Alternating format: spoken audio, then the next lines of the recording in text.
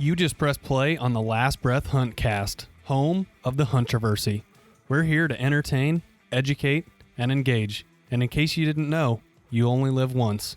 But if you do it right, once is enough. Don't waste it.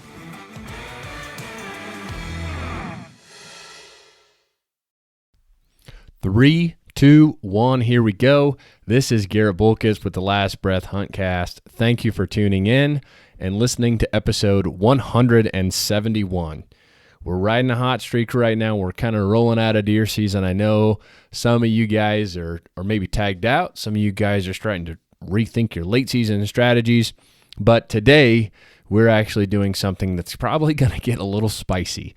Episode 171 is a HUNTROVERSY. And so if you've been listening to the podcast, you know what that is. And if you're new, really quick here, a HUNTROVERSY is kind of like our thing.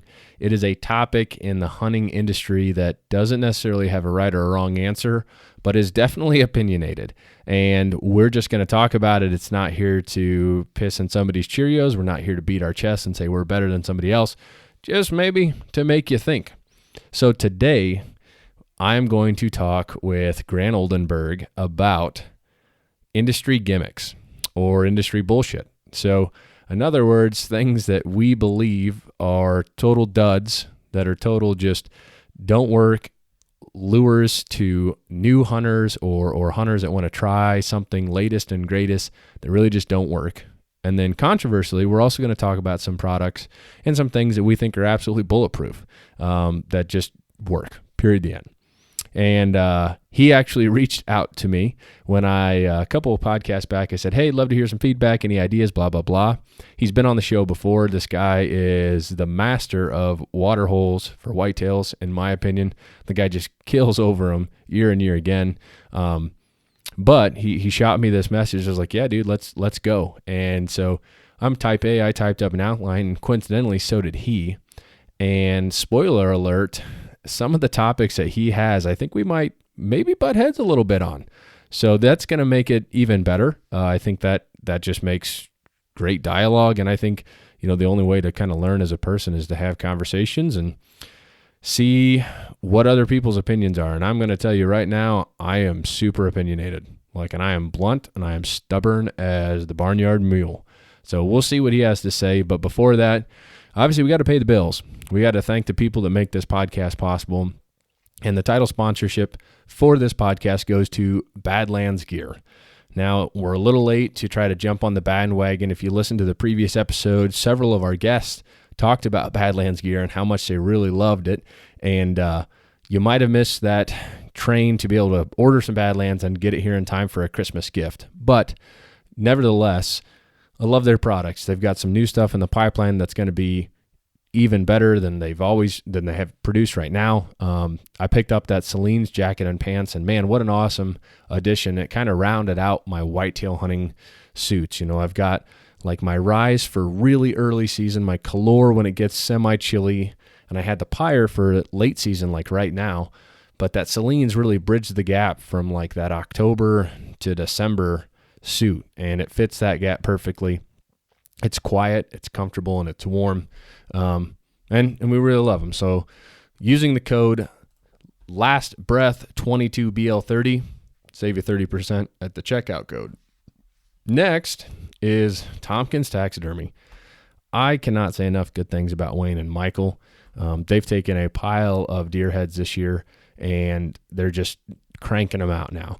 Their goal is to have every single one of their mounts that they received in this year done by pretty much spring of next year.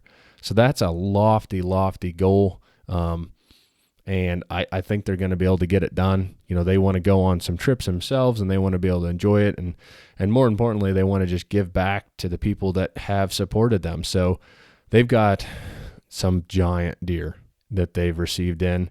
They've got some really cool forms that they're putting them on too this year, and they're doing some really neat things just out and around the ungulate and whitetail world species. So if you haven't checked them out, check out their website. You can see videos and photos of their work.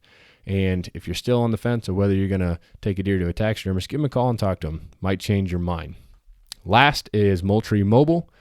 They have been really good friends and partners of ours for a long time. And to be honest, they're just one of the pioneers of the trail cam company. So they've had the roller coaster of ups and downs with good products and bad products along the way. But I'll tell you what, their edge cameras have been working really well for me and everybody else that I know is using them. And the ATA show, they're launching some really, really cool products that they've expanded on this line. So if you at all are interested in the mobile game, I would really stay tuned. That release on those products is going to be at the ATA show, so January 11th, 12th, and 13th. And make sure that you're checking out social media, our social media, their social media, because what they got coming in the pipeline is going to be pretty groundbreaking to the industry. Now, before we get into it too much longer and bore you to death with ad reads, we're going to call Grant Oldenburg. I'm going to get him on the horn, and we're going to start talking about hunting industry gimmicks.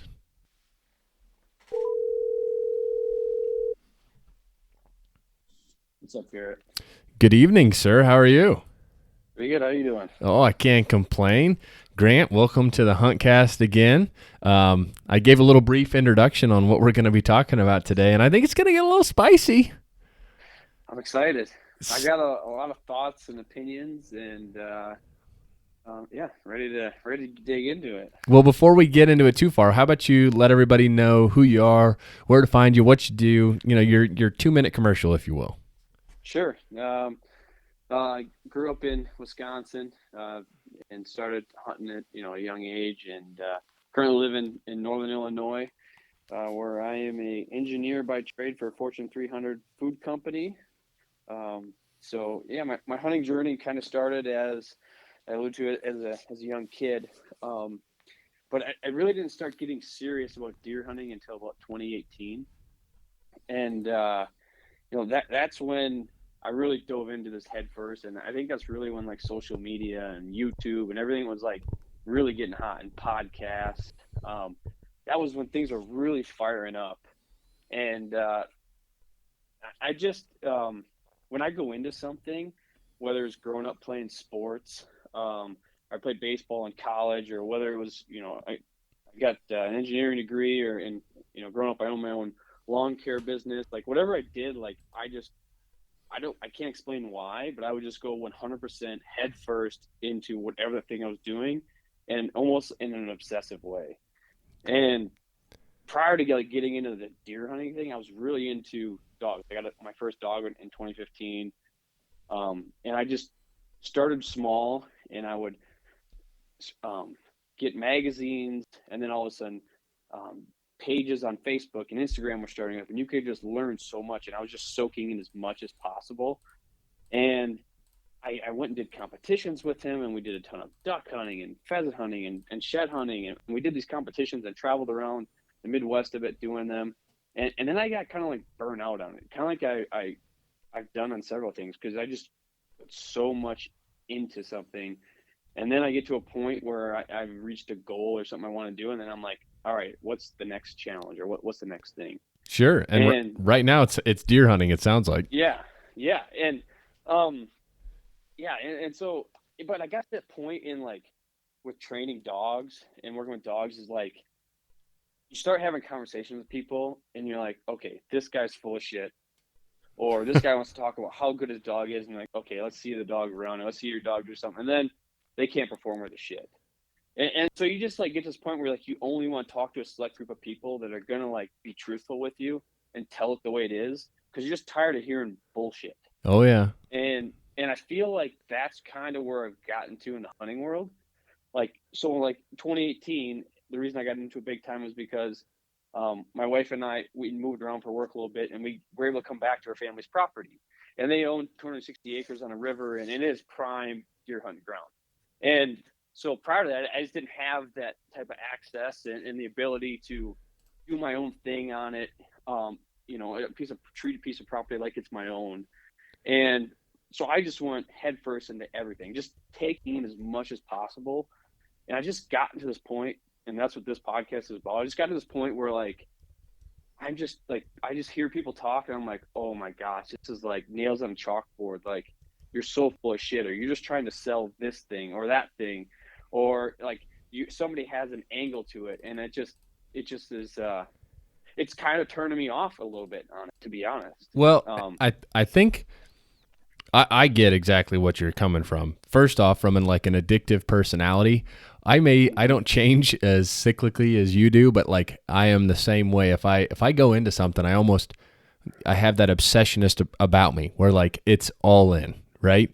But moving into this podcast, like you said, it's truly unfortunate. I mean, there's a lot of really great people in the hunting world and in the industry, but unfortunately, as you have this new age, as you said, with social media and influencers and an entire marketing side to any industry, but now the hunting industry, you have these gimmicks and these people that are there to promote the newest, latest, and greatest fad, if you will, that's there to make a company money. And it may not be effective. It may be effective, but their purpose is solely there to push revenue. You know what I mean? Not to enhance the experience or enhance the outcome. Yeah, and I feel like experience is the only way you can tell the difference between any of this. And like getting to like, and it's not like I'm an expert in any of these things, but I just have consumed so much media and so much information. It's like information overload that I've taken in on this. I just, every second I can possible, I'm thinking about this and looking into it because I enjoy it. But like, I get to this point where like, I tried all these things and I realized that is a gimmick, or that is, you don't need to do this, or you don't need this or that, and we'll talk about those things. But you don't know this when you're first getting into it. Oh yeah. I'm sure there's gonna be plenty of people listening to this that can relate to this, or maybe take something away from it, or just take things with a grain of salt. And because I'll tell you what, if people listen late enough into this podcast, if they're not already tired of listening to me, I have the secret of how to kill big deer. Oh yeah. Well, okay. So I've got your list here, Grant. Let's just go ahead and rip the Band-Aid off here. So we're going to start off with things that you believe. Now, I've seen your list. I've got your list, and I've got some things that I'm going to talk about too. Now, I didn't share those with you. It's not quite as extensive because you got plenty to talk about. And pretty much the way I see this going is you say, thing X I believe is totally crap. Uh-oh. Yeah, that it is crap, and then I will either agree or disagree, and we'll just talk about why we think that is. So go ahead. Start with number one. Yeah. Scent elimination. I put a lot of stock into this at the beginning, and I tried some different things. I tried all the sprays, spent all kinds of money on it. And the first thing I tried nose jammer. I tried like several different scents, like just different brands of sprays. And what I found out was like the sprays that you're going to spray on your body. The first thing my dog would do after I sprayed it on, or when I walked back to the woods, he would bury his nose so far into my hunting clothes, or up and down me, and smell me like I had a piece of beef jerky in my pocket. Yep. And so instantly I'm like, okay, this obviously didn't do what's advertised to do. It doesn't kill the scent. It didn't eliminate any scent. This obviously has something to it that is making him excited to smell me. I agree with you, man. I'm going to put you right here. I'm labeling this as a gimmick. And I know it's going to ruffle some feathers. And like we even worked with some companies in the past when I was, a believer, if you will. And I'm still very scent conscious. When I hunt, I think my boots are really the thing that I try to keep as clean as possible. But my opinion on scent elimination is that if a deer is downwind to you and they want to smell you, like they're engaged, they're alert, you can't beat them. I don't care what you use, what you spray with, what you cleaned them with. Like their noses are so incredibly enhanced, just like your dog's, right? Like if your dog has a distraction and he's not trying to track you or smell you, you might get away with it because he's distracted, similar to a deer. If a deer's distracted and downwind, for a short amount of time, you may get away with it. You might. But if that deer is trying to wind you, or if they're alert, or if they're downwind you long enough, they're going to get you, man. And if it seems like too good to be true, it probably is. So you have these ozone machines that you stick in a tree. Oh, man. Supposed to suck your scent up like a vacuum and eliminate it. Like, that makes no sense to me either. Like, I fell for it for a little bit. I never tried one of these, mainly because I didn't want to carry this big thing around the woods and have to screw it into a tree, and it was expensive. But Very like, expensive. I wanted one for a while until I realized this doesn't do you any good. Like, you're telling me this thing just is automatically just going to eliminate all scent behind me? Like, it scientifically, Is impossible. mathematically doesn't make sense. Exactly. So from an engineer, like, you hit it on the head. I believe ozone works in a contained area where it has the ability to. Yes, the data is there. It will work in small confined spaces. But when you think of like the parts per million of ozone that you're trying to produce to mask your scent in and literally almost an endless space, right? You're in the woods. It's impossible. And they're so expensive. And I will say right here on this podcast, when we first started Last Breath a long time ago, like, we worked with ozonics. And again, you know, younger me, younger team, we were eager to kind of cut our teeth in the industry. And we thought we'd never used them before because we obviously couldn't pay for them. And now, you know, none of us have them anymore. We've all sold them. None of us utilize them. And I'm not knocking ozonics. If you think that you need an ozonics to kill a deer, go for it, man. But I just think that is one of the more expensive gimmicks in the industry right now, because the new models are in the $700-800 range. You know, like, that's almost as much as somebody's bow. And you're right, Garrett, if you put in a small area, like, it will eliminate scent and it will kill bacteria. Like, that's what it's designed to do. However, if you hear that and you're like, oh, I'm going to put this in a box blind with me, you're going to get sick. Yeah. Yes. So be careful. There are warnings on there that this could cause cancer. Or you're going to put this thing in your car and you plug in the cigarette lighter and it's going to eliminate the odor on the way to your stand. But yet you let your dog in the car and your wife gets in there with perfume and you think that's going to, one, eliminate everything, and two, which is probably not going to happen. And then the second part is that if you're going to be careful for your health, like, is it really worth putting yourself at risk for something that probably isn't going to eliminate your scent? I agree. So, okay, we're chalking up scent elimination as a whole. Really, we're calling it a gimmick, right? Yeah. But so I don't know if you want to do this too, but how you beat a whitetail's nose is, well, one, you don't. Two, you just play the wind and put your wind in a direction that's least likely for a deer to come. That's the best way to put it. I mean, 100%. And that's where, like, I really don't like more than anything is, like, there's even taglines out there like, forget the wind, just hunt, like, you know, nose jammer, jam them. And like, there's all of these taglines or these companies that say, like, you know, use our product and don't even worry about it. That to me, just, and that's how you have, like you said, a newer hunter that trusts the product and then goes out and has a terrible experience. And sometimes in the case of deer winding you, especially mature deer, you might not even know, you know, that deer's got you. And I've seen it more times than not where a mature deer doesn't even blow at you. They just stay clean away from you. And you're sitting there and you're going, I never saw a deer. I wonder why. Or I didn't see the one, wonder why. And it's like, well, dude, you're taking probably one of the most important aspects of hunting any game, and that's the wind. And you're totally, like, throwing it to the wayside because you believe you're safe now because of this star-spangled product. Mm-hmm. So the next one, I don't know, man. This next one, I think we might. I think I know where you're going, and I'll agree with you there. But go for it. You hit them with it. Camel patterns don't mean anything. They're stupid. Okay. Why do you think that? All right. Well, case number one. Okay, let me ask you this. You guys did a stats on the Illinois deer season. You pulled one through. What were more deer killed during gun season or archery season? Well, gun season, for sure. So gun season. And during gun season, it's a requirement to wear blaze orange. Correct.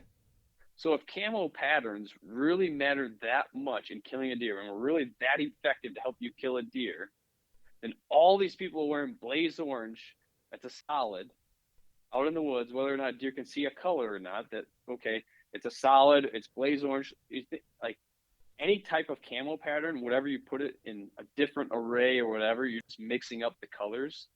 Unless there's blue in it, that's a whole different thing because deer can see the color blue. But camo patterns mean nothing except for pleasing whoever's buying it. One, it's either aesthetically looks good to them, or two, they think from their vision it helps blend you into a tree better, but more deer are killed with a gun in blaze orange in every single state across this country than with a bow, where you Well, don't have to wear blaze orange. I agree, and I think that the reason for that though is not the camo pattern; it's the weapon used.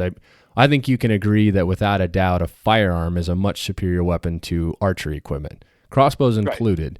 And the other reason why I think there's such a heavily weighted number is, even though I personally don't agree with the method, a lot of people do deer drives, specifically, especially when you get to the eastern states. And I think, those hunting parties that do deer drives, and even like in Iowa where they can party hunt, I know multiple groups that will kill high teens and even high 20s of deer a day just by driving. They don't sit still. So I kind of think that number, that analogy of saying like archery versus gun, the reason is the camo thing. I think that it's the method and the weapon really affects that number more so than the camo. That being Sure. said, though, Yeah, there's I multiple variables. I will agree with you that I think, and you have this later on in your list, and I love that you put it on there, and we'll get there in a little bit, but there's always something new that's going to come out. Like, and Realtree and Mossy Oak have been staples in the industry. And I think that, every year they launch a new pattern that's the latest and greatest. But for me, when it comes to it, I think there is a degree as an archer of stealth. Fred Bear said it best: the best camo is to sit still and be quiet. I couldn't agree with that more. But I also know, that. like, from my Western experiences, like and this is obviously a lot longer, further distances potentially, but like I know different camo patterns stick out really aggressively out west, and other ones literally dissolve. So what I like to see with camo manufacturers, and there's some that have been really tried and true, like they don't release that new one. And I've always been a fan of either, neutral solids or kind of like that heavy breakup, that AZAT, that maybe not so much a digital pattern. Like I know that, Badlands has their approach camo, which I like. I like the fact that it's not leafs, it's not solid hard lines. That's what I'm looking for in a camo, something that blends more so than really stands out. But I get what you're saying, where I agree with you and I disagree. I agree that some camo patterns are better than others, my opinion. But I also agree with you that really the most important thing is just sitting still and being quiet. Yeah, and I think we want to. We don't know exactly how animals see, but we have an understanding, and the understanding of deer especially is that their vision is they're from what I understand they're nearsighted, so things from a distance are very blurry, right? And they're looking for movement in that tree. They're from 30 yards, 40 yards. They're not going to be able to pick out differences in a camo pattern. From what I understand by listening to different scientists and studies that have done on deer's eyes. And what I can speak to is my experience. Growing up, I started wearing just a pair of brown Carhartts Yep. and an orange jacket. And I had deer come all around me, underneath me, whatever. To then I migrated to a slew of different camo patterns. And I can't think of a certain situation at any time I've hunted that said, man, if I had a different camo pattern, this could have done, something would have gone differently during this hunt. And most recently, this past fall, I shot an elk at 10 yards wearing solid brown pants, a solid green shirt, Right. solid green hat. Now, the one thing I didn't have was any skin showing. Okay, and I believe that is a difference. If you have skin and it's a different color, and it's bright and white, like that's going to be different. But it's going to be something different that may alert an animal to see that, right? But that elk had no idea I was there. I was standing. I didn't have anything breaking me up behind me. I was standing on the side of a tree. It probably wasn't an ideal situation, but he had no idea I was there. Came within 10 yards, broadside. I was at full draw when he came out, and he didn't have a clue what happened. Right. So just speaking to personal experience I've had throughout my life, that if somebody's going to go out and buy camo, and I had this thought when I first started bow hunting. Okay, I thought, man, I need to go. And at the time, this was like 2014, options were slim. Like, I'm going to go buy all the newest and greatest Under Armour stuff there is because I need that to kill a deer because they're going to see me otherwise. And people talk me out of that. Like, that's silly, right? So instead, I went to Farmer Fleet and I bought a pair of Walls camo jeans. Sure. I bought some cheap jacket. And honestly, like, I can't tell there's any difference between any of that. And anybody, in my opinion, that's going to go out and just starting or looking to purchase and upgrade their gear, you should base it off of what you're going to utilize that gear for and what you want out of your gear, and not so much the pattern itself. I agree. The one thing that kind of keeps me wondering, we talk about like animals' eyesight and other things, and again, I've had some exposure to Western hunts, and then obviously growing up the Midwest a lot, is like I said it, sitting still is the best method, but like I hunt quite a bit with a decoy, and the decoy is extremely static. It doesn't move. I've hunted with them both in the timber and in a field, and like deer see those like right away, and the decoy doesn't move an inch. Same thing with turkey decoys. And you've even seen like guys use the Montana 2-dimensional decoys for pronghorn or even elk. And like, so I like, that's where I kind of have a confliction here. It's kind of like agree and disagree all at the same time, because I do know more than anything, they pick up movement 100%, but it's like that deer's eyes or that elk's eyes or that turkey's eyes is good enough to see a static decoy and tell exactly what it is with it not moving. You know what I mean? You get where I'm coming from there. So like, that's a good point. I don't know. I don't know there is right or wrong answer. And I guess to move on to the next one, I think you hit it on the head. For me personally, when I'm looking for hunting apparel, I want it to work the way I want it to. I want it to perform, for cooling or for warmth or for water shedding in a way that I want. My first thing that I look for is its performance, not how it looks visually. You know what I'm saying? Because that to me is way more important as a factor for the garment than it is how it looks, the camo pattern that it's on. Sure. So the next one, food plots. Come on, man. You're not a food plot guy, huh? Like, you are a big TSI guy. I was really surprised to see this on the list.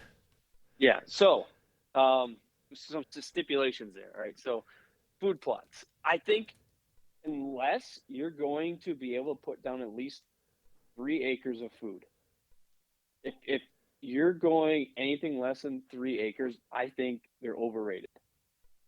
I think they take a lot of time. I think they take a lot of effort. And I think deer can destroy a small food plot. A good herd of them can destroy a small food plot within a couple days, and you're out of the game. They're going to move on to something else. Absolutely. I have something to say here about gimmicks too. So I'm on your side with this, but I will say, full disclosure, I love food manipulation.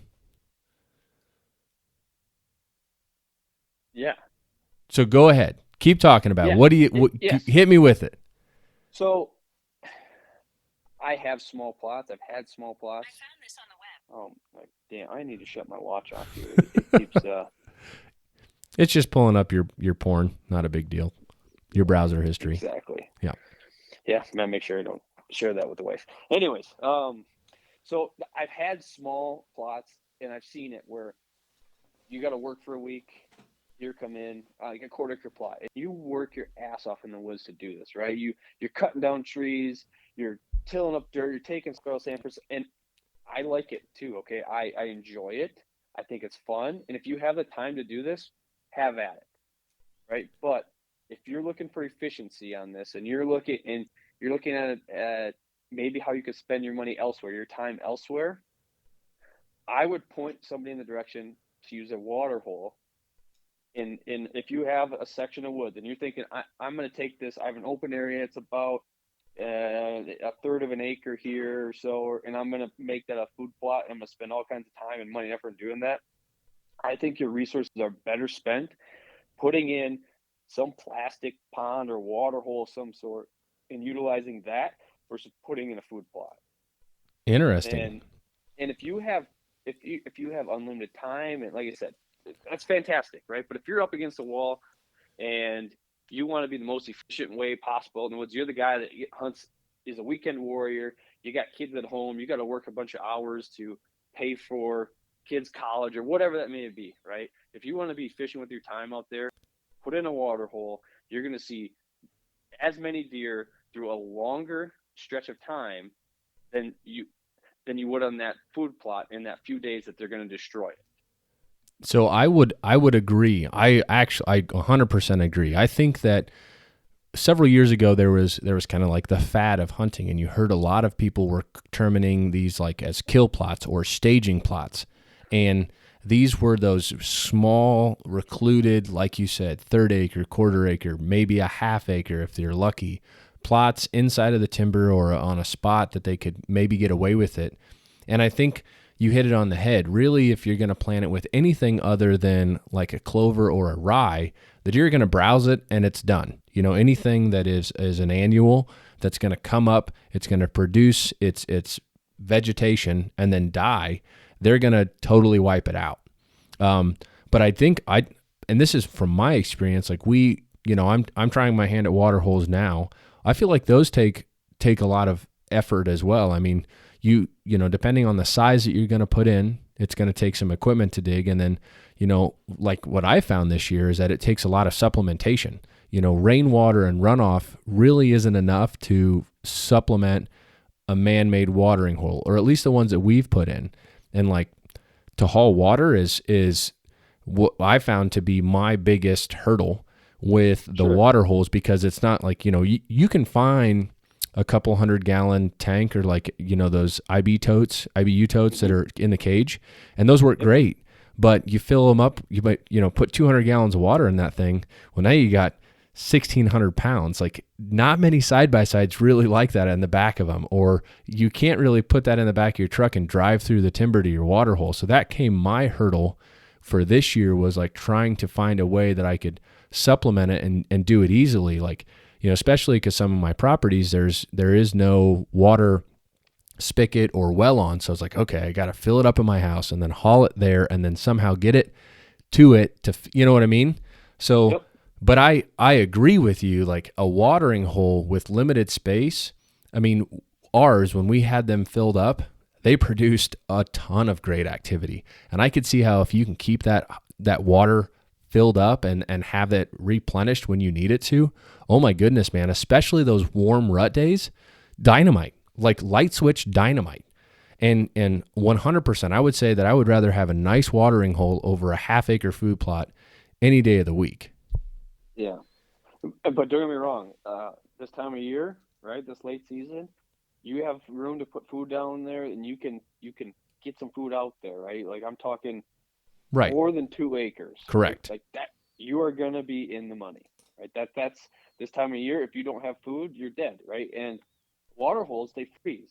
Correct. Now, I was talking to Jake Hofer about this at Exodus, and he did some research on this, and it's, from what we understand, it's legal in the state of Illinois where you could put some type of an ice eater or an aerator or heating element or something in that water tank and keep it open. And I think that could be just as good as having food if you could do it. I haven't done that yet because I think that's going to do it the way I want to do it is going to be quite the investment.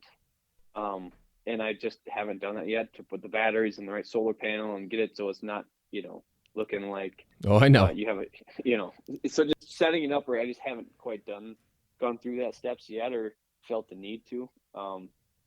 But I guess that's kind of off topic a little bit here. So what I'm gonna say about my food plots, what's my number one pet peeve is there are not a ton, but there are a lot of blends and brands, like, and I'm just gonna say it, like one of them out there, the Throw and Grow.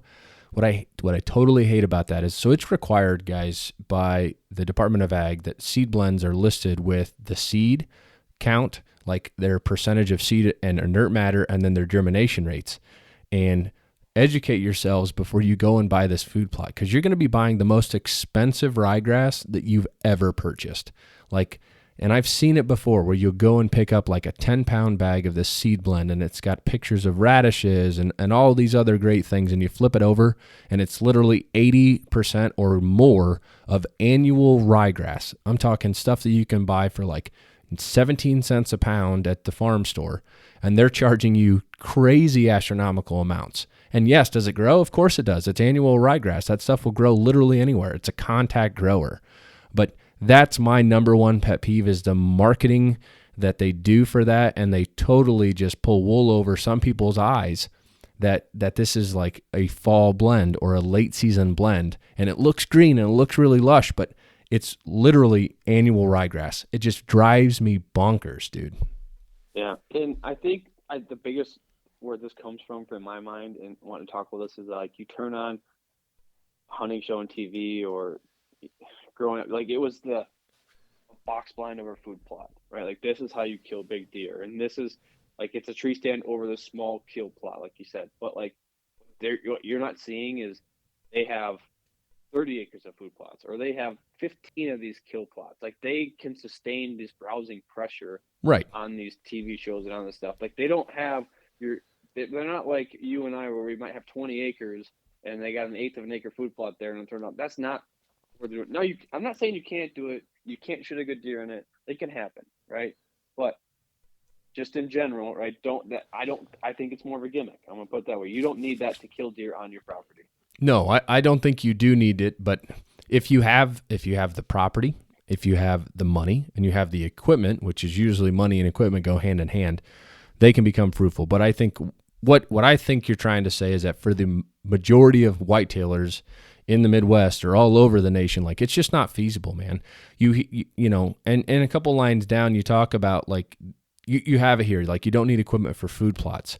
I think that's kind of subjective. It depends on what your goal is and what you're wanting to do, because like, as you alluded to, if you're trying to create that late season destination plot, like, and you're not working out a deal with the farmer, boy, it's going to be really hard to plant corn or beans monocrop and like do it right without equipment. You know what I mean? Or even like a big clover plot. Like that's some serious sweat equity. You know what I'm saying? Without having.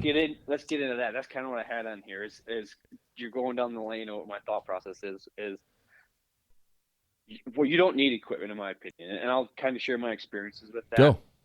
You can have good food and bring good deer in without corn and beans. I think they're overrated. I think and this is why. Okay, corn and beans, like you just said, you have to have people to do it right. You're gonna have to plant it. You're gonna have to spray it. Okay, I planted corn before. Oh yeah, and fertilize it too. If you're planting corn, it takes a lot of nitrogen. And exactly, and put down urea. And like, if you want to have a good crop, that's what you gotta do. I planted corn before. I didn't spray it properly. The weeds come in, so I didn't have the greatest stand of corn. Then the coons came out and destroyed what corn I had. Oh, it was like a 2.5 acre field of corn that I planted. Yep. I drove through that thing with my Ranger thinking I'm going to knock some down. This was last year on December 9th, and there was not a kernel to be found in that field. Not a kernel. Yeah, I believe Beans, if you don't tape them off in the summertime and if you don't have a large field and you don't have them taped off, those deer are going to destroy your beans. I've done this several years, and every year I'm irritated. By the time beans start to brown up, they're gone, right? I don't have a large enough area to plant these beans that these deer won't destroy it. So what I did this year is I said, all right, how do I get around this? How do I have food in the late season? I have some old ag fields that I transitioned into just food plots, and I have about 6 to 7 acres worth of food plots. it's good size. And I decided that I didn't want. I have the ability to till it up, but I didn't want to go to till it up. I have some thoughts as to what that does to the ground, and I'm trying to be more natural. Like, I want to get away from using any chemicals, any equipment, no till, no chemical. That's a whole different side thing. Okay. So I figure out, how can I do this? So it's tough. You're going to have to spray it, right? But what I learned is that I'm going to put greens out in this field so that the coons can't destroy it. Okay. Sure. So I have something late season. So I did a mixture of, in some fields, I did um, winter wheat, winter rye, some late planted soybeans, some late planted peas, and then I did on the other field brassicas, and then I have a couple areas of clover as well. And all of that was planted by hand. And I know you guys plant your stuff the same way, with just your strap on your shoulder, and you just spin the wheel with your hand, and you're broadcasting these seeds out. And you can do this on ground that has not been tilled. You're going to want to kill the vegetation on there, right? Whether that's, I use spray, but the more I learn about Roundup and 2,4-D and all the chemicals that go in it, I'm trying to get away from that. In the future, I'd like to go with a crimper style, where you can terminate weeds and that cover crop with it. But you can do this without the equipment. If you want to use a hand sprayer, you can. If you want to use a hand broadcaster, you can. It just takes you a little bit more effort, but you can put that stuff down. And right now, I have a ton of deer coming to my plots. Today is December 14th, and my plots are full of deer. They're full of food. They didn't destroy, the coons didn't destroy it. I have plenty of food to keep deer coming in until, I don't know, until probably season's over, I'd imagine. So I agree with you for this, and I totally, and I sympathize with you. We struggled with the same problems of over browsing on our soybeans, and especially like when you're putting this in an area where it's not adjacent to a larger field. I think my caveat with this is that I think corn and beans work very well. And corn, in terms of tonnage per acre, when it's planted correctly, and I'm talking like by a farmer that has the equipment and has done the investment, and as you said, with anhydrous, urea, et cetera, like it's 250 bushels an acre. So, a bushel is about 60 pounds. So that's a lot of tonnage. That's a lot of food per pound, right? But I think where you're talking about is that if you don't have that luxury of like carving out a corner or having the farmer leave some for you, it becomes really, really tricky. Like you're going to have to, like we did several years running, we literally taped it off with electric vents and got the solar panel. It's like, as you alluded, how much money do you keep going down the way to do this? Yeah.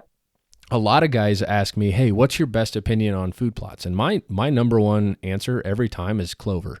Get you we don't work with them in any way, shape, or form or facet, but Whitetail Institute Imperial Clover, it grows like carpet.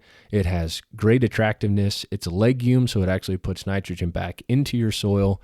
And it's a perennial, you're going to have a beautiful stand of clover with minimal maintenance. Mowing is the number one thing for clover for 5 years. You know what I mean? So as you're saying, and that's something like, just like you said, once you have your initial seed bed cultivated, you've killed off the majority of the weeds and you have it prepped, you go out there and just a little bit of sweat equity with a spreader, man, and you have a badass food plot. Mm-hmm. So the next one on the list, dude, right below this, I so love this. And so many guys in the Midwest think I'm crazy when I talk to them about this. I'm going to let you break the ice. So I kind of switched my list around a little bit because I was organizing it, but I think are we talking rubber boots? Yeah, rubber boots, man. Rubber boots. I went down this path, and I bought rubber boots, and I thought this was going to be save me from deer catching me and finding me my ground scent. And you see people going to check trail cameras, and they're spraying down rubber boots, and they're spraying their cameras, and they're doing all this stuff to eliminate scent. And so I did it, and they're uncomfortable. They're not warm. They're not. I was crossing a dry creek bed, and I went to step down. This was middle of the rut a couple of years ago. I go to step down off of there, and there's no support on them. Nope. So I rolled my ankle. No. To the point where I had to call somebody to carry my shit out of there and to pull me up into the truck and take me back to the house because I couldn't walk. I had to crawl, and there's no way I could crawl all the way to the house. And so I thought, this is stupid. Why am I doing this? I've seen deer, even with rubber boots, I've seen mature bucks hit my ground set and freeze and just absolutely stop. Yeah, just like we said, man, you can't fool their nose. If they want to smell it, they're going to. Yeah, and if there's so many other parts of your clothing that's shedding smell and particles onto the ground, that those rubber boots aren't going to save you that much. So I switched to wearing a pair of Crispies that I got to go out west and hunt with, and I was like, these are so much easier to hike in. I am not limited to where I want to go now. But in the past, I'd be like, oh, I don't really want to walk that far, or I'm going to climb up this tree in these boots and that hill is going to suck. So now I got my hikers, and what I did is I got a pair of those. They're uninsulated. I got a pair of these Arctic boot shield covers, and I get up in the tree and I put one of those on with some nice warm merino socks, and I can hunt in the single digits in hikers, with good socks and these boot covers. And you're more comfortable than if you had your freaking clodhopper cinder block rubber boots on. I'm the same way, man. Shane Jones is a friend of mine. He listens to this podcast. He's from out west, and he forever said, you're an idiot. And finally, when I started going out west, just like you, I bought a pair of Crispies. Love them. I now own 2 different pairs. And dude, I only buy them uninsulated. I never buy an insulated boot. And just like you said, good socks, and I have boot covers as well for when it gets really cold. But my feet are warmer with these Crispies that breathe, and my feet don't sweat in them. Just hands down. Like if you're saying rubber boots on a 20-degree day, or my GTXs on a 20-degree day, my feet will be warmer for sure with my hikers on, just because my feet don't sweat. And the comfort level is uncomparable. Oh yeah, for sure. And just the safety of climbing up and down, the stability. Yeah. Oh man. Yeah, I mean, it's just so much. Once I did that, I was like, rubber boots are good for crossing creeks and pouring concrete. Really the end. Yeah. That's it. Yep. Seriously, dude. Like that. I'm telling you, dude, I got a pair of insulated rubber boots, brand new almost. And the last time I used them was to pour concrete. Like the end. This next one, I love this next bullet point. I hope it's the same one that you have. It's new everything every year. And holy moly, man, it's a product of our own doing. And I say that as us as a whole, maybe as a generation or maybe as just an industry, but shoot, from broadheads to bows to camo to anything. Unfortunately, we've forced these manufacturers, I think, we as a consumer, to say you have to create something new for me to buy. And it just, Matt McPherson, I don't know what bow you shoot. I love Matthews. I'd shoot Matthews even if they said, Garrett, we're dropping you like a sack of shit bricks. Like Matt McPherson said it a couple years ago. He's like, we're continually pushed we're required to take a 10 out of 10 and make it a 10 out of 10 again, but brand new. Right. He's like, I hope you guys understand the task that you've given us. We're trying to take the best thing that we can possibly create, and every single year make it even better. Like, do you understand the ask, right? And so then what happens, I feel like these companies are just forcing out these products without the ample amounts of research and development and pro staff feedback that they need just to be able to launch something new in January. Yeah. Yeah, it is a product we're own doing, and if anybody wants a secret how not to spend a bunch of money, again, this is unsubscribe from the list. Don't get on social media and look at everybody's new gear, and you won't want it because you won't know any different. It's just not necessary, right? The bows that you shoot, like now, if you okay, I have a Matthews V3, and I bought this last year. Before that, I had a pretty damn near youth, beginner bare bow. And there is such a huge difference. It still killed deer. It killed a booner, okay? That little bow, 60-pound max draw, that sound is louder than hell. It killed the biggest deer on my wall. Sure. Okay, so it can be done. But there's a huge difference to that new bow. But any other, the bow I have it now, I have no desire to go get a new one. They can't make a bow that's light, 10 shoulders above the one I have right now. I just don't see that being possible for a long time, and maybe even ever. I'm not sure what else they can do to that, right? Other than it pulls itself back by itself and shoots, like aside from it being something crazy, it's going to make me want to go buy a new bow with like the technology that we've had in the last couple of years. And so I can't echo this enough with you. Like, and my biggest pet peeve, not to cut you off, I'm sorry, is the broadhead manufacturers, man. It just, oh yeah, like if you have a head that works, it penetrates well, it puts a nice hole in your animal, like you get 2 holes, that's great. Like, why? I don't know why anybody would ever think like, oh, I need to switch my broadheads when the broadheads they've been using work. You know what I mean? Right. Like the old adage, if it's not broke, don't fix it. Yeah, and it just goes back to what we how we started this podcast saying is like these are just gimmicks. They're things for them to make money, for you, to take for you, and they're trying to sell us as, hey, this is going to kill you more deer or a bigger deer, or the biggest deer was shot with this, whatever, right? Like the huff buck, okay. He's a big, nothing against the huff buck guy, Dustin. I love him. He's awesome. But like he's selling this heat wave scent. Oh, right? yeah. Like he's helping him get over. And like, I don't know. I bet there's a ton of people that went out and bought this stuff because he shot the biggest deer. And maybe I just did some free advertising there. Maybe people are going to go do it. Yeah. But I'm not buying into it, right? Like I'm not buying into these things that they tell me are going to shoot the biggest deer. Like, because I just learned from experience and hearing a ton of people talk on podcasts about what works for them.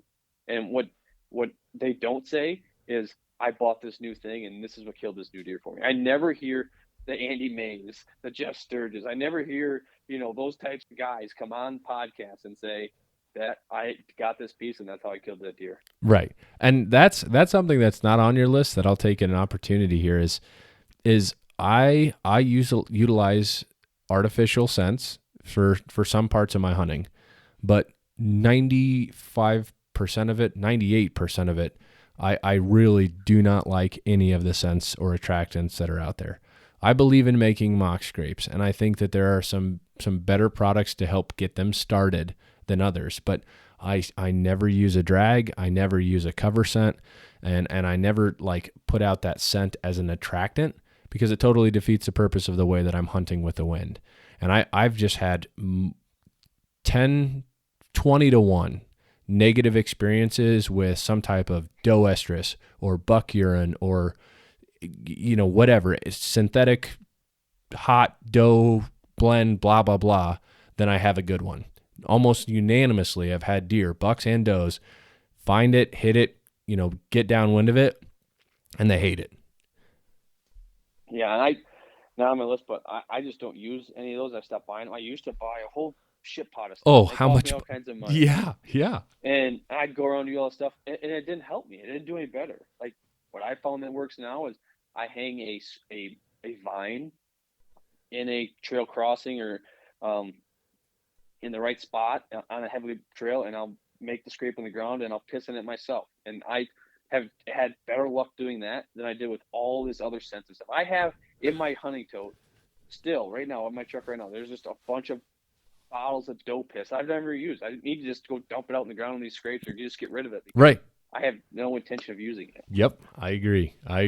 So moving down on the list, what's the next one on your list there, Chachi? Okay, this is something I want to talk about and this is, I don't know, this could be a lot of people probably don't think about this, or it might be a little different perspective, but private land guys that go and hunt public. Okay. We talk about so many hunters and being in our spots and going to public, and there's so many people out there and there's so much pressure and there seems to be more hunters now than there was before. Like even though the numbers don't necessarily reflect that, right? But like you drive to your local public spot and there's guys there. And what really irritates me is that guys that own 300 acres or they own 500 acres and they only let 1 or 2 people hunt that property because they don't want to keep anybody on it, which has now drove, 20 years ago, you might have 10 different people hunting that property, or, you could go up to a farmer's place and you could talk to them and they'd let you hunt out there for free, right? You didn't have to lease it. You would just be by permission. Like those days are gone. Now guys are locking up land and they want to keep it. And then on top of that, they're like, you know what? I'm going to go see what's on public right now because I don't want to quite burn out my spots. Even though I have a ton of my own area, I'm going to go to public, and I'm going to hunt this area too. Yep. And then those guys that don't have that opportunity, that don't have money to buy that lease, that don't have those connections of family friends or family have property, now they're stuck on public with all these assholes that came from their private lands with these manicured food plots, and they're putting pressure on their deer. And Hey, it bugs the shit out of me. I agree with you. I'm gonna say my opinion on this is, especially for the people that are filming. I mean, there's no question that public is hot. It's been hot for about 5 years, really, since THP brought the wave. It's become a big fad, right? It's become a big thing. Like, you can see it in all capitals when you're scrolling through YouTube. Like, nobody's putting private land buck killed. No, it's public land buck, public land booner. You know, they emphasize that. And I think that, you know, anybody that hosts a show that wants to be an influencer, I mean, they're wanting to tap into that virality that's around public. And it just doesn't make sense to me. I dabbled in public hunting in Wisconsin when I went to school. I killed a deer. I hated it. I hated every minute of it, man. And call me a private land spoon-fed deer killing dude, but like it's not even comparable. There's a luxury, and I'm using that word correctly, a luxury to hunting private ground. And I just don't know why anybody, like you said, would go to public. And furthermore, just like you said, the guys that are hunting public because they have to due to requirement, not by choice. I mean, how shitty is that? You know, to have a guy that totally has the ability to never need public ground, and he's in there blowing up your spot or ruining your hunt. I find it selfish. I just it do. is. But that's the thing is, they're like, okay, if you don't, these guys come on podcasts and they say, well, you got to go find the deer. You got to go scout the public. There's good deer out there. You can go out there and do that. But why? Like if you're being selfish. You have your own spot to hunt. You have your own property. Then hunt it and hunt it correctly. Don't, there's ways you can do that and go about it.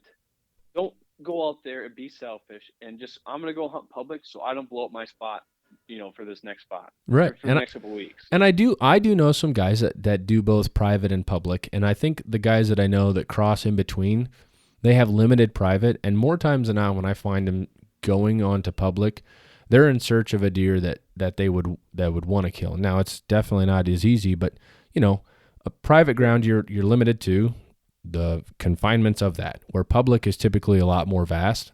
So I can blur the line there for a guy that maybe doesn't have what you were saying, hundreds of acres.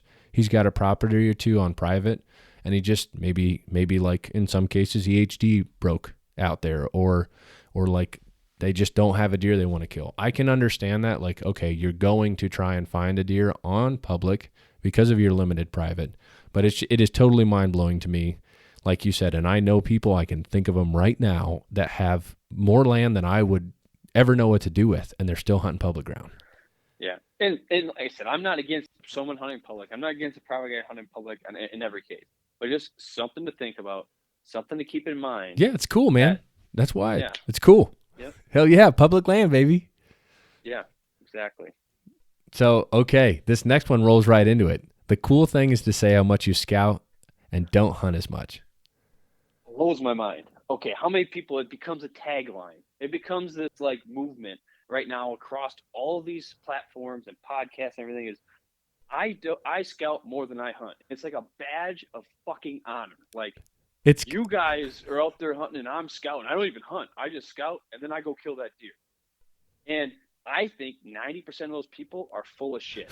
I agree. Go ahead. Because if you're going to go hunt this weekend, Garrett, how many hours are you going to sit in the stand on a Saturday morning, let's say? Nah, this time of year, you'd be hard pressed to find me in the morning hunt. But like, okay, this afternoon, if I'm going to hunt late season, I'm getting out there about 2:00. I'm putting in 2.5, 3 hours in the evenings. Okay. Right? Perfect. Yep. So let's say you hunt one time in a week and you're out there for 3 hours. You're telling me, Mr. Scouter guy, that he's going to be out there during the week for more than 3 hours scouting, that he's going to be out there walking through the woods, looking for sign, sitting at the road with their binos. Some are, and I know they are. And those guys, more power to them. But the people talking about this, they don't have the time to do that. Well, and right? what I was going to say is the guys that usually do scout a lot don't beat their chest. They just go in there and kill the deer. Exactly. It's almost like, hey man, if you're as good as you say you are, you don't need to tell me, right? Like, yeah. and don't get me wrong, you need to scout to figure out what's going on out there. But if you're scouting out on your property more than you hunt, if like you think about the words they're saying and you put the hours on paper or whatever what that actuality means, they're not doing it. And if you did that, you wouldn't have any deer left in your woods. Right, you'd blow it up. It's just not. It's not feasible. It's not happening. And people are full of shit when they say it. And so this big thing of all these people getting to hunt and be like, well, I can't be hunting out there all the time. I need to be scouting. I need to be looking, or I can only. That's bullshit. Yeah, boots on the ground. You need to be out in the woods. You need to be sitting in a tree. You need to understand how deer move. You need to bounce around the woods and scout as you hunt, right? Do a combination of them. But to just purely say, I scout more than I hunt, this is all I do anymore, like it just drives me nuts to hear people say that. And you took the words out of my mouth. I mean, I've preached for several years now I've evolved as a hunter, like to be reactive.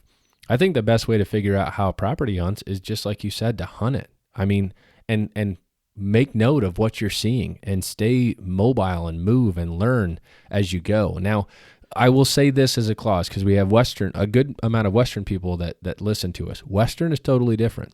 When you get past like Broken Bow, Nebraska and start going west, I can see where guys out west, where you have the ability to let the glass do the working, that's different.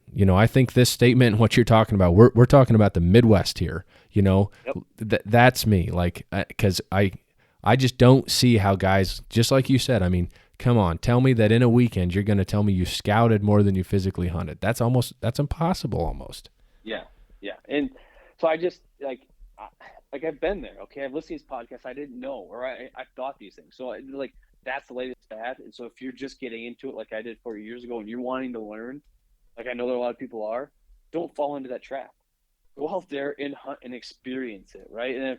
And someday, if you're down the road, there are people that do it. I'm sure they do. Right. And they can get away with it, or maybe they sit in their car and they glass in a field and they learn more. Like, I'm sure there are people that do that, right? But I think it's a lot less than everybody out there pounding their chest saying they're doing. I just don't know how. I mean, I get what you're saying, and I've done it. Like I've taken late season deer drives, especially once it gets cold, to try to find the herds and scout and stuff. But most of the times, where I need to be to properly scout is not from my truck. Yeah. So anyway, I agree 100%, and I think you're hitting it on the head.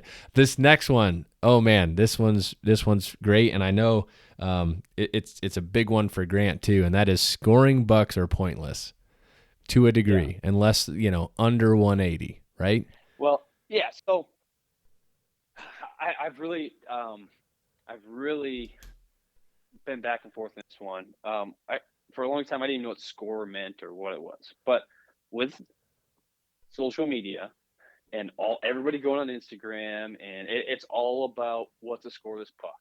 And to me, it is a big dick contest, right? You might as well put out there, how long is your dick? What is your bra size, right? Let's lay it all on the table out there, and let's what does that even mean? Okay, so when I have deer on the wall, okay, and I've measured my deer. I entered one into Boone and Crockett, okay, 169 and a 159 on the wall. And between them's the deer, and he looks just like both of them, okay? He stakes right in there with them, right? They all got some differences, but his score is 133. And that almost ruins that deer for me. And just seeing him there, thinking about that number, almost ruins that buck, because he does not look out of place. But what does that number mean? What's the point of it? What does that mean to anybody? Nobody cares what you shoot, how big your deer is. Nobody cares. That's the bummer, man. There are some guys that literally are out there just to chase numbers. And what my biggest pet peeve, my absolute number one pet peeve in the industry is I've been fortunate enough to kill some really nice deer over the last couple of years, and almost guaranteed, doesn't matter who it is, even some of my family members, the first thing that they'll ask me is, what did he score? And now, like, people who are close to me know that I don't score my deer anymore. And it's what I wish the question would be, instead of what did he score, is tell me how it happened, right? Like, Yeah. That's what it's about. That's what we're there for, is who cares how big the deer is or how old the deer is? Like, if that deer got you so jacked up enough that you decided you were going to take his life, like, that's what I want to hear about. I want you to tell me. I want to feel that energy. I want to feel the emotion. Like, come on, like, tell me about it. And yes, it does get amplified if you have history with the deer, or if the deer's a very exceptional caliber, for sure, right? Like, it's kind of like the difference between winning a game and winning the Super Bowl. Like, there's a different feeling there, but you're still there to win, right? And I mean, like, I just don't like the fact that there are groups of people that's all they care about is the number. And it's almost, I mean, I'm gonna say it, I don't care. I mean, we're kind of calling people spades of spades. Like Don Higgins, I mean, he literally talks about sometimes not even going hunting. Like, I don't know if I'm gonna go hunt this year. I don't have a deer that's big enough to chase. Like, what? That's crazy, man. To say, like, you don't have a deer that scores high enough that you would want to hunt. Like, the only reason you're hunting is for a number. And if it's that case, then go to one of the hundreds of high fence and shoot a 300-inch deer, man. Then you should be absolutely tickled pink to kill that deer. If all you're chasing is a number, like, you don't care about the history that you've built up with the deer, or the fact that you've been able to outsmart this 7.5-year-old buck, or any of that, like, that just blows my mind. And if I ever get to there, just think how sad of a day that would be for you, Grant. If, like, you're like, nah, I don't have a booner on camera, I'm probably not going to hunt this year. Yeah. Holy crap. No, and I've been there. Okay, like, I remember hearing you guys talk about this, you and Grant. I mean, I heard about not scoring your deer, and I was like, what is wrong with these guys? Aren't they curious? Like, well, why do they not want to know? And I couldn't quite, like, I wasn't there. And I had a page on Instagram. I still have it, but, like, and I had a bunch of followers, and I had, like, a competition on score the deer and all this stuff. Like, I fell into all of this, okay? Like, and I was doing the same thing everybody else was doing. But now the more I think about it and look at it, it's just like, what is the point? I shot a big bull in Montana this year, and yep, I don't even know what elk scores numbers are. I had to ask them when I said, well, they asked me, like, are you going to score or whatever? And I said, I don't think so, because I don't want it to ruin what I think of that deer. Like, I look back when I was 13 years old or whatever, and seeing deer, and you shot them and you just thought they were monsters. And I look at now those deer in comparison to what's everybody's on the internet and what is considered a big deer, and those deer were getting made fun of on the internet. And that's what irritates me, is that we put a number to this, and it has to be a certain number to be cool, or to be, make people feel good and get the likes on the social media and stuff. But back to that bull, right? Like, I don't even want to know what a score is, because it to me, it's all about the memory of it. To me, it's the biggest thing I've ever seen. Yeah, they're huge. It's always going to be. Oh yeah. And full disclosure, right? People are like, well, it's probably around a 320, and I said, I don't even know what that means. What's that compare in the whitetail world? And they're like, oh, probably like a 140. And I'm like, well, holy shit! Like, I know he's big, but, like, it's still, like, what's a 380 bull? Like, I don't know. Like, I'm not into that as much as I was in the whitetail world to understand that. But I'm not putting a tape to him. Well, and like and nobody come my basement that's gonna look at it gives a shit. No. And so, like, I do appreciate scoring, and I because of, like, what you just said, right? When, let's say, me and you are talking on the phone, and you're like, hey man, I had an awesome night of hunting. I saw a really nice 10-pointer. And, like, for you to be able to tell me, like, to think about it, you'd say he was like a nice 140s 10. I then kind of have an idea of what it is. Like, so I appreciate scoring from that aspect. And I do appreciate scoring from, like, for some of the records that are around there. And, like, I think that the Boone and Crockett Club and Pope and Young, they're good organizations. I don't like how they score. I think that there shouldn't be a deduction for something, that animal growing it. That just blows my mind. Like, SCI, give them all the inches, like, the whole left and right side deduction. Like, nets are for fish, man. Like, I don't give a shit, like, because he's got a kicker or an extra tine on one side. Oh, he's going to hurt his net score. I don't care. I shot the deer because he had all the bone on his head. You know what I mean? But I do appreciate that sense because of just like you said he's a 320 bull. That gives me something to visualize mentally, right?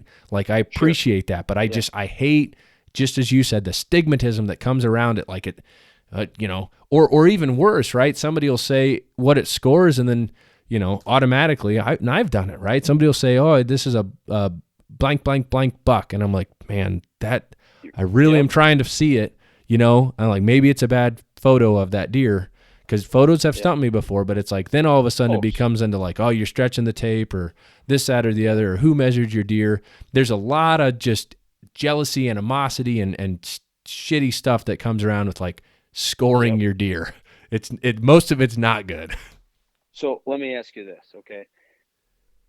You shoot the Illinois record buck, okay? It beats Mel's record. It's the typical frame. It's going to be a state record. Mm-hmm. Are you going to have that measured and entered in?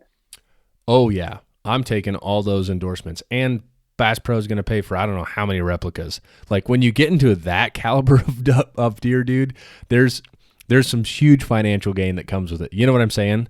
But like, I do, and I've thought about this, and I love the story. And if nobody knows the story of Dustin Huff and the Huff buck that he shot last year in Indiana, which is the largest typical buck in the U.S., and he shot it with a crossbow because he had shoulder injuries. But just like hearing his story and how genuine, it changed his life.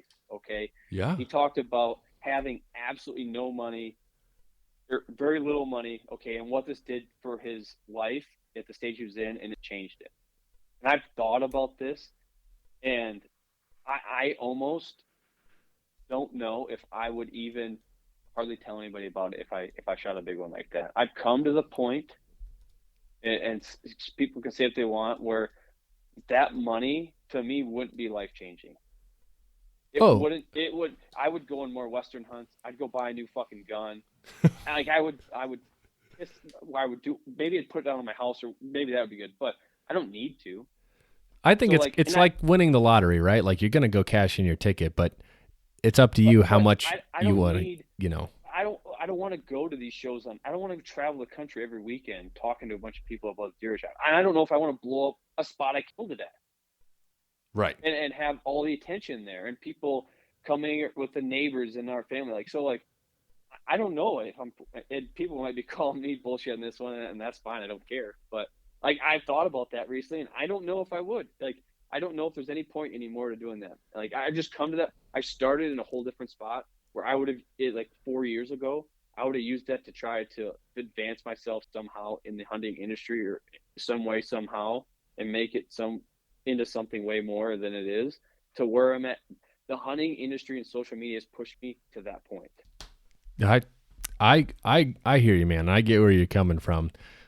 I would have to do some soul searching as well, but man, that's some low hanging fruit. You know what I mean? Like, I think there's a happy medium to be found there, where, like you said, you're not in it for the glory. You're, first of all, I'd shoot the deer because, oh my God, like, but the last thing in my mind is like, oh, my life's changed forever as I'm letting go of the arrow. No way. Or pulling the trigger on the gun. No, like, I'm jacked up because I just shot a mega giant. But, I think you take the good with a grain of salt, and then, just as you said, like, I don't think there'd be much interest for me to tour the United States and all these shows and do all this, that, and the other. But I definitely wouldn't turn down some of the easy perks that come along with it. You know what I mean? Yeah. Yep. So, okay, let's get into, I want you to go over these quick. You've got this listed, dumb shit I've done and tried. And then we'll get into the staples of what kills deer. Okay. So, dumb things I've tried. Putting a small water hole in. I dug in a 5-gallon bucket, and I tried, and I was like, I was doing anything I thought I could help to kill deer, right? Sure. But that was dumb. It was too small. It runs out of water quickly. You'd have to be out there filling it every day, which defeats the purpose of being intrusive into a spot. Bad idea. Planting crops that need to be sprayed. like without birds having and equipment. beans. Yeah. Yeah, and just not doing it properly, or just doing it late. They're just not being timely enough of this, and all of a sudden it takes over your crop or ruins it, and you're replanting it. Just, I mean, that I see as I'm doing more of these improvements to the property, like you just learn so much more about it. Well, and we've done a couple podcasts on food plots. You hit it on the head, man. If you're going to do it, you better do it all the way, because, and like most things in life, and especially food plots, if you half-ass it, you're going to get really poor results. For sure. Same thing with your other one about like switchgrass and mowing and maintaining that. Exactly. Yeah, and you let the weeds take over, and then it doesn't perform the way you want it to be. So you spend this time and effort to do it, and if you don't follow up on it and you don't complete it, it's just a waste of time. I love this next one too. Yeah. So all right, when I first started hunting, I wanted as many stands out in the woods as possible, right? Like, so, and I wanted to try all these different spots, and all I knew was hunting on ladder stands or lock-on stands. So I'd go to Menards and I'd buy these $25 stands, or try to buy the cheapest ones or buy used ones, hang them up all over the woods, litter the woods with them. I mean, I had 20 different sets, and trimming the lanes out, making sure they're safe to sit in, having tow ropes, having safety lines, and all of the maintenance and stuff that went into that. I went and sold those off, and I have a mobile set. And I have a couple spots, right? You have a couple of these spots. They're tried and true, right? You're always going to hunt them. Yep. Funnels, pinch it, corners of fields or water holes or whatever that looks like. Put a good lock-on stand there. I enjoy having those because you can go to them and it's easy to get up on. But I went and got a mobile set, and I haven't looked back, because there's so many spots that you hunt once a year, or maybe you hunt once every couple of years, or because the dichotomy of the woods and the forest and the neighbors and the croplands all changes on a yearly basis. And so does the deer. I mean, you just got to be able to react to what the deer are doing, or that buck is doing. I agree, man. I think reactive hunting is, I like the term reactive instead of mobile, because it's preconceived, instead of just like, to me, when you throw out the term mobile hunting, it's like, I'm taking my stand, I'm going to walk, that's a nice tree, let's go up it. Like, no, when you hunting with your mobile setup, Grant, you're going into a spot with a couple of trees or a tree selected for a specific reason, right? You're reacting to sign, to data, to scouting, to camera pictures, something, right? That's what I like saying. Like, it's reactive hunting.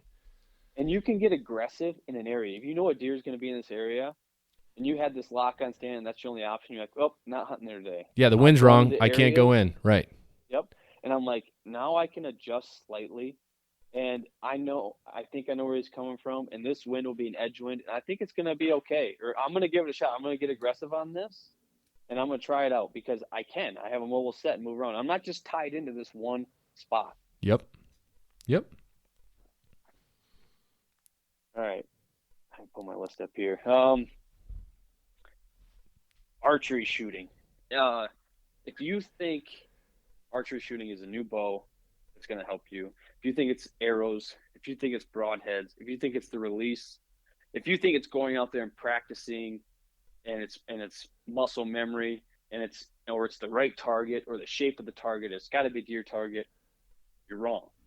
Those are parts of it, but that's not what's going to be. Archery shooting and killing deer is mental. Okay, target shooting is one thing, but killing that deer, if you think it's anything but mental, I'm sorry, you're going to struggle, and you're going to mentally lose deer, and you're going to miss deer, and you're going to blame it on the equipment. You're going to blame it on that broadhead, and you're going to blame it on that bow, and you're going to go buy something new and buy that new gimmick, but it is mental. You have to be mentally tough. You have to have a mental routine that you follow when you kill that deer, and you have to train your brain to be able to be in a conscious state when that deer comes. The term, you just need muscle memory because you're going to black out, like, that could be the furthest from the truth. You need to be aware of what you're doing every move when that deer comes in, and there's ways to do that, and probably don't have time to get all into that.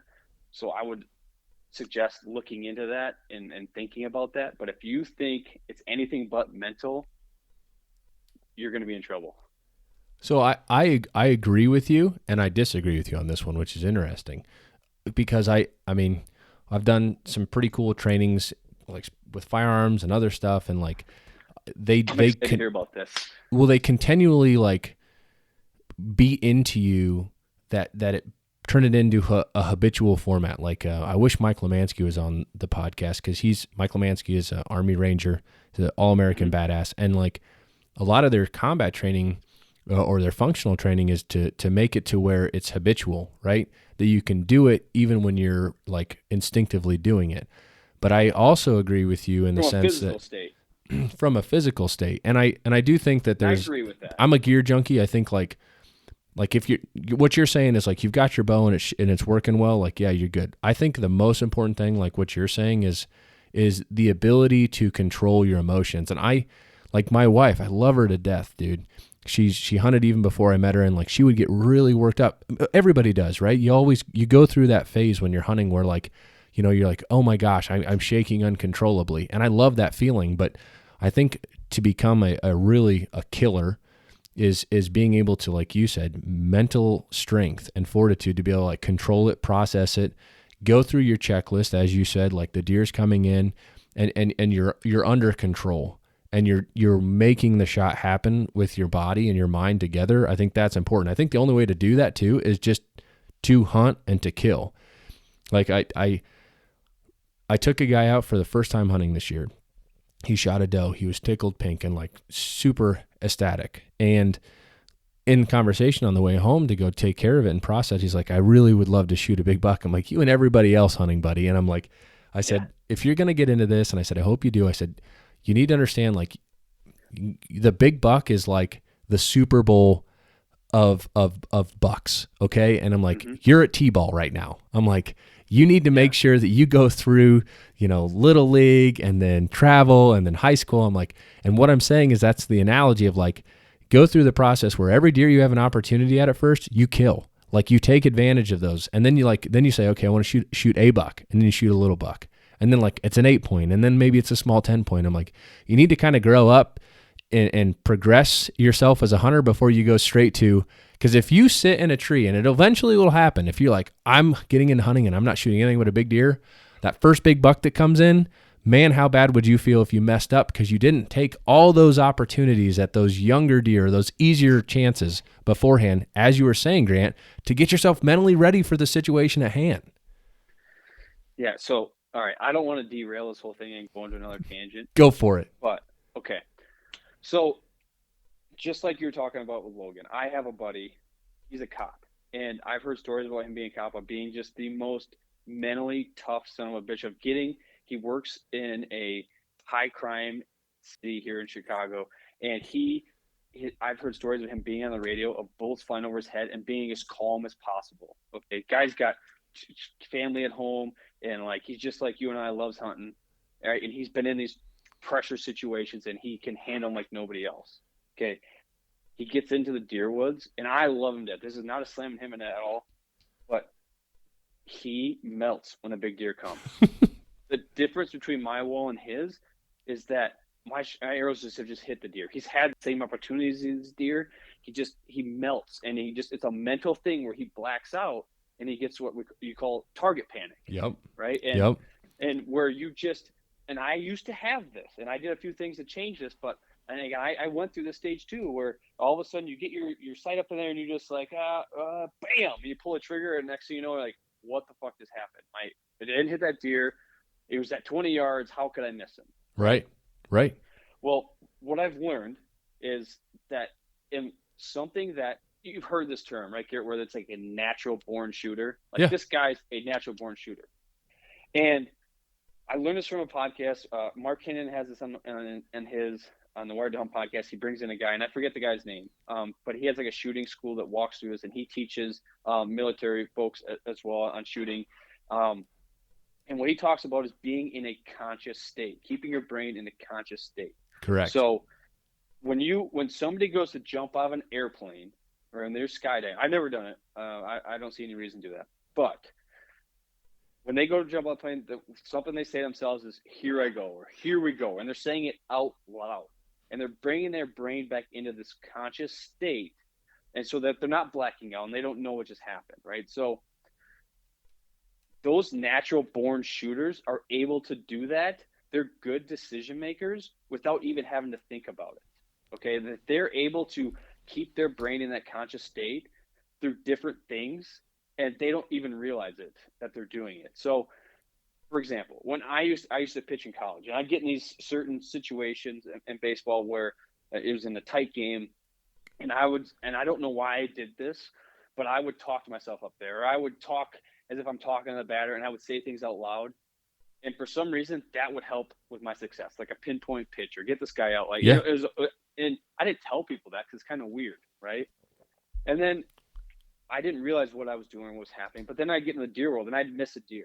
Okay. And then this was only a couple of years ago. I'd miss a big deer. And then I'd get another opportunity and I'd say it right before I shot this deer. I'd be like, don't fuck this up. Like, end your season now. Do this. Your family wants you to be back home and not keep chasing deer. Right? Yeah. Like, make this happen. I would say this out loud and I would make that shot.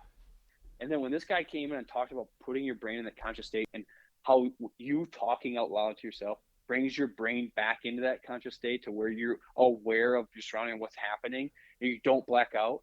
That is what a lot of natural born shooters and people are able to do without even realizing they're doing it. And maybe it's not the form of speaking out loud. Maybe there's other ways that they're able to do that, but this is a way that you can do that. And I would suggest, people look into that and go down that road, because it made a huge difference for me and also my buddy.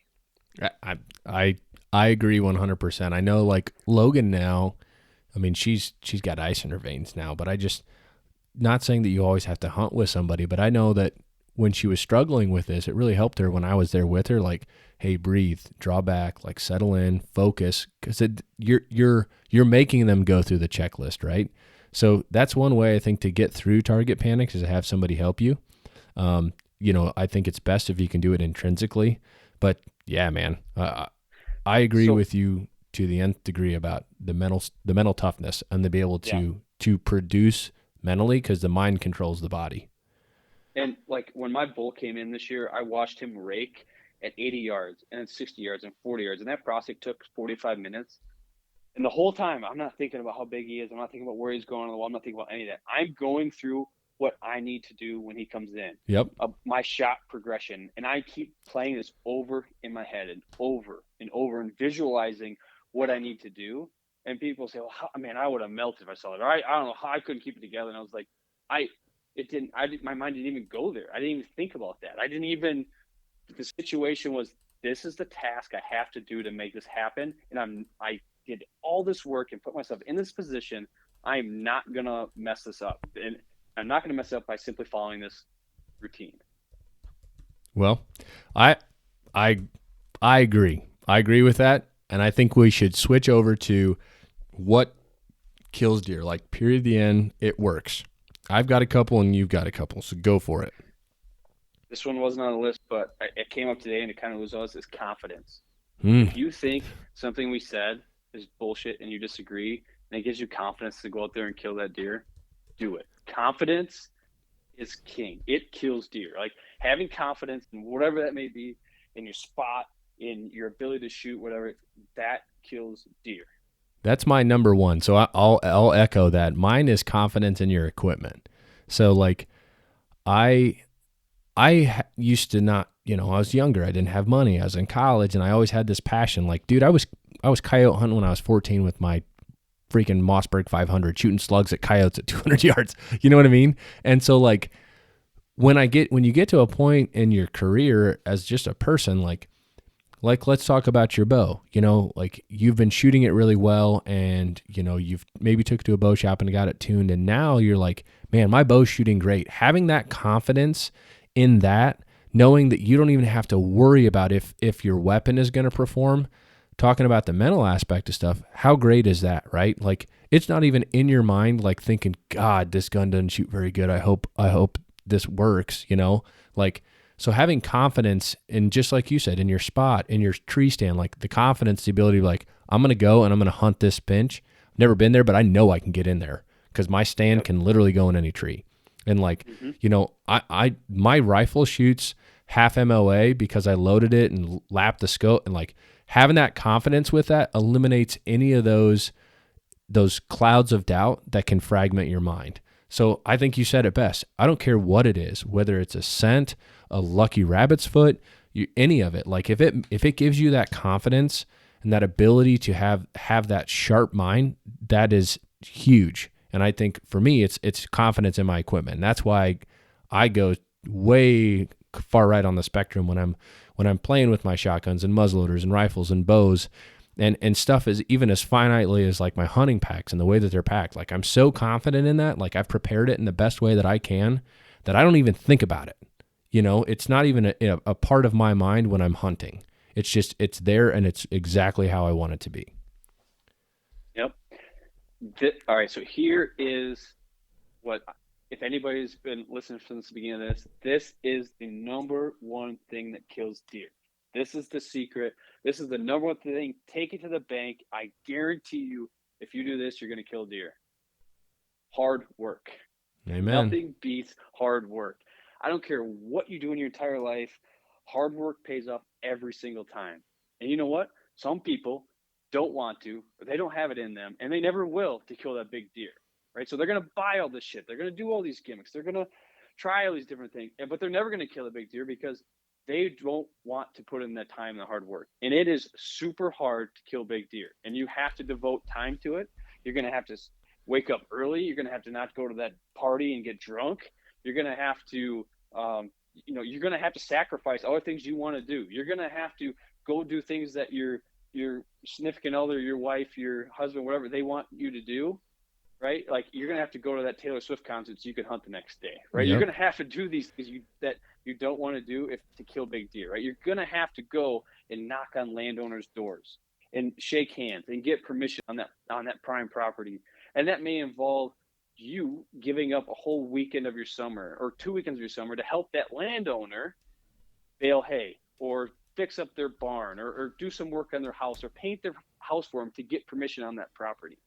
Right? It may involve scouting in the wintertime when it's, 0 degrees outside to find out where these deer are using this. It might be in the middle of the night, right? It might be 10 o'clock at night. You haven't been able to get out and scout and figure out where these deer are coming. Your kids go to bed and you get out in the woods and you're able to walk through with a flashlight on your head and in your hand to figure out where this deer track's coming from. How do I get there? Right? It's going to be sitting in a tree stand when you're freezing cold and there's biscuits and gravy at the house and there's warm coffee and there's your wife laying in bed that you're like, oh man, it'd be nice to go crawl in next to her and get the hell out of this tree stand, right? You got to fight that and sit in that tree, freeze your ass off, find ways around it. And that is how you kill big deer. Hard work, no substitute for it, no gimmick. That's what has to be done. Amen, man. I couldn't have said any better. I mean, I think time is the number one thing that kills deer and making sure you use it correctly. Like Tony Robbins is a guy that I follow, and I follow all these like motivational dudes. But he has this thing, and he goes, a lot of people should all over themselves. Like you've heard like somebody shits all over themselves. He's like, these people, he's like, they should all over themselves. Well, I should do this. I should do that. I should have done this. And he's like, these are all, they know what they're doing wrong. And he's like, they should all over themselves. And to me, it sticks with me, right? Because you hear guys and you talk to guys and they're like, yeah, I didn't get one this year. I should have scouted more this summer, or I should have put that food plot in, but I end up not. And like, I should have shot my gun before I went out this year and I missed him. Like those are people shooting all over themselves. And I that sticks with me. You know what I mean? And just as you said, hard work, you eliminate that. Because you're putting in the effort and you're putting in the time and you're sacrificing, you're making it a priority and it's important and you get it done. Yeah. And I experienced in my life, like getting my engineering degree, dude, I wasn't the smartest guy at all. It was the hardest thing I ever did in my life. And I still feel like imposter syndrome at times. Like, but I just didn't, I was just going to win. I just wasn't going to let it beat that. I played college baseball. I weighed 140 pounds. And there was guys that were probably a lot better than me, but I just outworked them, right? And I wasn't the best. That doesn't mean you're going to be the best at any of this stuff. It doesn't mean you're going to kill the biggest deer either, right? It doesn't mean you're going to kill a 200-inch buck. There's so many other things that go in that, right? But like you got to put in that hard work. And if you don't want to, and that's not what hunting is to you, you're probably not listening to this podcast. There may be some, right? Right. You cut But out about 30 minutes ago. yeah, but if that's not what it is, that's okay too, right? Hunting is different to everybody, right? You don't necessarily have to do that, right? But just don't let the internet, don't let social media, don't let all these other people tell you what you need to do to kill a big deer, because a lot of it, man, is gimmicks, and we talked about them. You just got to get out there. You got to do it. You gotta enjoy it. You gotta love it. You gotta eat, sleep, breathe it if that's your goal and you want to meet it. And I don't care whether it's hunting or whatever you want to do in your life. You want to be the best dad in the world, then you got to commit to it. You want to be the best mom in the world, you got to commit to that, right? You got to say no to things, and that's what you have to do. And that's just bottom line. There's no other way around it.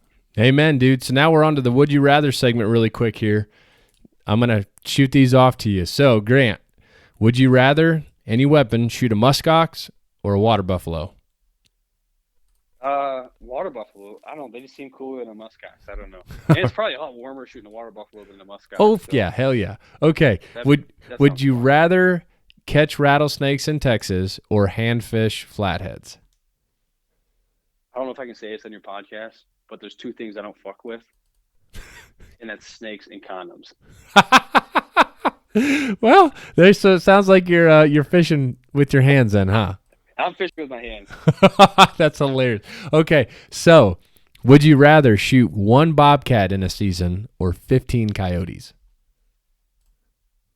Honestly, well, I'm not that good at shooting coyotes, so I don't take it as that I could even shoot that many, but I think it'd be really cool to have a bobcat mount in my house, so I'm going with the bobcat. That would be awesome. All right. Would you rather hunt 1 2-acre farm or 5 40s? Same amount of ground in total, but would you rather have 1 contingent 200 or 5 separate 40s? Are the 540s in like the same area or just like randomly throughout? You're hunting different deer on each 40. I'm probably going with the 540s. I think me too, man. I think that just having those different spots to go to and different deer and age structures, and that sounds 40 is still a big chunk of ground to hunt. You can still hunt a lot of areas. I mean, you can still hunt a lot of season in a 40. Same with 200, but sometimes at 200, I don't know. It depends on layout on it too, but yeah, I'm still going 540. My answer 4 years ago would have been the 200-acre piece, but after having EHD absolutely destroy one farm, yeah. Anyway, last one here, Grant. Would you rather attend the ATA show or the SHOT Show? I thought I wanted to attend those type of things, but now I don't know if I'd really want to do either. When it comes to like weapons, bows or guns, like I'm not like an expert at either of them. But man, honestly, I don't know. That's a hard one. I don't swing one way or the other on this one. I'm a little bi-curious on bows and guns here. So I don't know. Probably SHOT Show. Seems like there'd be, there's everything at the kind of an SHOT Show, area- dude. It's there's massive, just and it's in everything there. Vegas too. I don't know if that tickles your fancy. That but sounds better than Indianapolis. Indy's a good place, but yeah, like the ATA show you can cover in like in a day, and like the SHOT Show, it would be I don't know how somebody could cover it all in like 3 days. But anywho, Grant, this has been a badass podcast. It's actually we've talked. Can you believe this, for almost an hour and 40 minutes? Well, I did a little bit of an intro first. Yeah, and I know there was other things I was thinking of as you were talking that I just bit my tongue on and I could have went into. Well, hey man, So this isn't the appreciate last having me time, on. dude. We'll rain check it. You'll cook up something spicy again. I know you will. Yeah. No, I enjoy sharing these things. I appreciate you. Sometimes I get a little passionate and I have trouble explaining what I feel. So I think a couple times you help recap it pretty good there, how I feel, or what I was trying to say. So No, man. it was fun. I appreciate it, and hopefully somebody took something away from this, because that's the ultimate thing for me, right? You didn't send me a Matthews bow to be in your podcast or anything. So the reason I do this is because I learned a ton from everybody else on these podcasts, and and I put a lot of stock into what other people were saying, and I tried things out and failed, and I hope this can reach a few people and they can learn from it and they enjoy hunting, and hopefully it helps them out a little bit. I think it will, dude. Well, you have a great evening, And I appreciate it very much, buddy. I'll be talking to you really soon. And you have a good night, all right? All right, thanks. See you, buddy. See you later. All right, so that was Grant Oldenburg. Such a good dude. And, man, he has got a healthy Instagram account if you want to follow him. Like he said, he's kind of shifted away from that, and good on him. I really think he's what he says he means. Like, he's in it for the love of the hunt, for the passion of the sport, for the pursuit of these big deer. And I'm not kidding, man. If you are interested in water holes, this guy has got them figured out. So, awesome guy. Love chatting with him. I'm going to have to call him back here and just talk a little bit more and maybe catch some of the other ideas that he has, and I'm sure we'll have him on again. But in the meantime, coming in the pipeline for the next podcast down the way, I've got a really cool one coming up for you guys. I've actually got deerage.com is going to be on the podcast with us. So something that I've started doing a couple years ago where I'm sending in my teeth to get aged, and we're going to have those guys on the line. They're going to answer all kinds of questions, all kinds of myths, and I'm actually talking with a lady called Heather. I'm really looking forward to sharing this one with you guys. So that's going to be next in the pipeline. And other than that, I mean, there's still time. I don't know, Nebraska's got their muzzleloader season open. Iowa's muzzleloader season still coming in the way. And late season is really just beginning here in the Midwest. So if you haven't got it done yet, stick to it. There is still plenty of time. And as always, don't waste it.